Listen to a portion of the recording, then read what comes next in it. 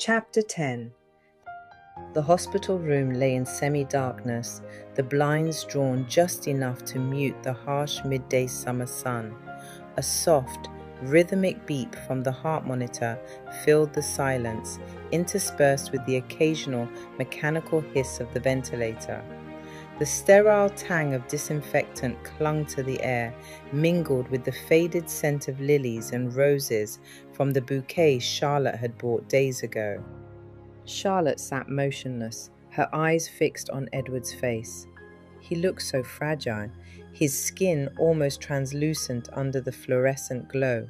The deep hollows beneath his eyes aged him well beyond his years. The sharp planes of his cheeks, the unnatural stillness of his body barely resembled the man she knew. A lump rose in her throat as she willed him to move, to stir, to give her even the smallest sign that he was still in there.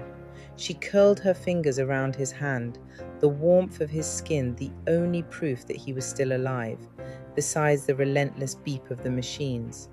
But there was nothing, not even a squeeze of reassurance.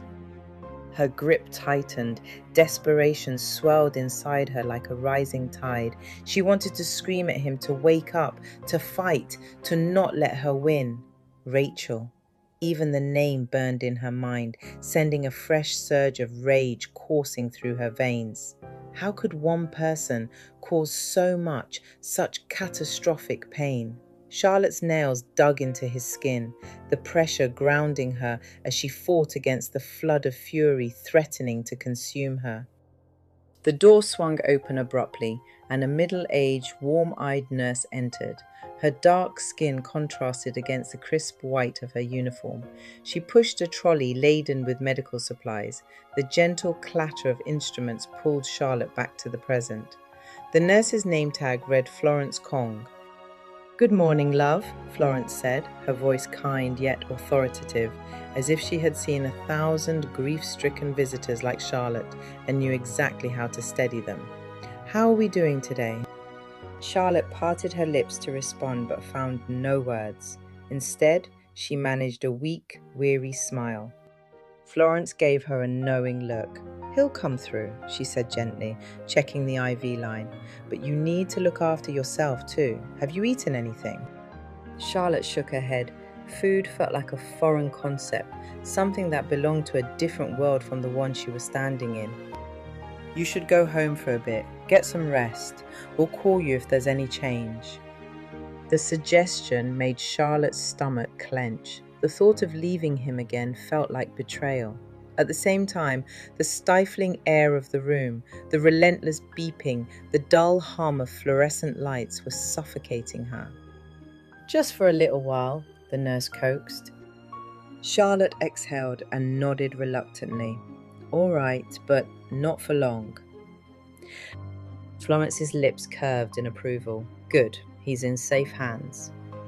Charlotte rose, her joints stiff from hours of sitting.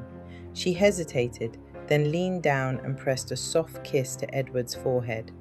His skin was cool against her lips, the familiar scent of him tainted by the antiseptic sterility of the hospital. Then she saw it. A flicker, a shift, a movement so small she almost dismissed it as wishful thinking. But there it was again. His thumb twitched, barely but unmistakably. Her breath caught. "He moved his finger," she gasped. Her voice quivered with a fragile mix of hope and disbelief. Florence saw the movement, reacted swiftly, and pressed the call button.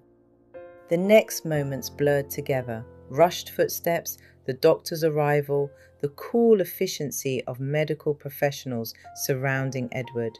Charlotte hovered at the edge of the bed, her pulse hammered as she clutched at an invisible thread of hope. Florence, now serious, guided Charlotte towards the door. "Let them work, love. Give them space." She said it with such finality that Charlotte finally stepped back, though she lingered near the doorway, unwilling to retreat fully. Oliver Kensington leaned over Edward and shone a small penlight into his eyes. "Vitals?" he asked. 90/60, Florence announced. "Low, but stable." Just then, Edward's eyelids fluttered open. His lips parted and formed the sound of a single, fragile word. "Rachel!" Charlotte froze. Oliver Kensington leaned in. "Mr. Hale, I'm Oliver Kensington. You're at St. Margaret's Royal Hospital. You were attacked. You lost a lot of blood. You've been unconscious since the incident, but you're safe now." Edward's brow creased as confusion clouded his face. His throat worked as though he wanted to say more, but he was too weak. A round-faced nurse stepped forward and injected a clear liquid into the IV. "This will help him rest," she murmured, almost to herself. Edward's breathing slowed. His body sank back into the mattress, but just before sleep claimed him, his gaze drifted towards the doorway and Charlotte.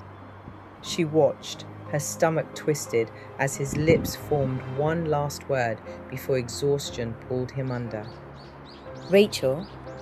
The word hung in the air, heavy.